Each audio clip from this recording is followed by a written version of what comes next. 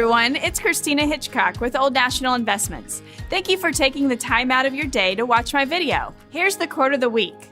The greatest gift you can give someone is your time, because when you give your time, you're giving a portion of your life that you will never get back. This video describes the new trend in service vacations, where travelers volunteer in local communities as part of their vacation. They could be among the most memorable journeys you take. You take the trip, you help make a difference for others, and perhaps you see the world differently as a byproduct. If you are thinking about combining travel with some service, there are some things that you should know. Know the various options. If you're traveling solo, you'll commonly work alongside locals on a community-organized project and live in dorm-style lodging with other participants. If you have a young family, a homestay may be arranged with a host couple or family, or personal accommodations could be scheduled for you. The service aspect can often be tailored to the interests and abilities of the kids. Animal lovers often work in shelters or in conservation management programs. How can you book a service vacation?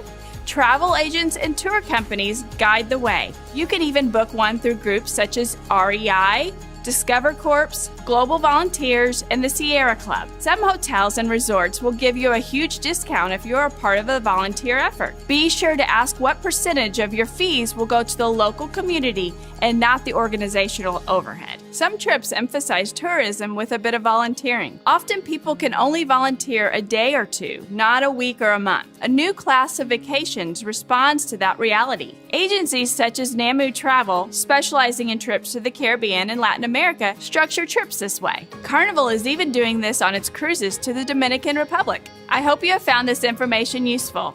As always, feel free to contact me if you have any questions. I would love to talk with you about your financial goals. Until next time, thanks for listening and have a wonderful day.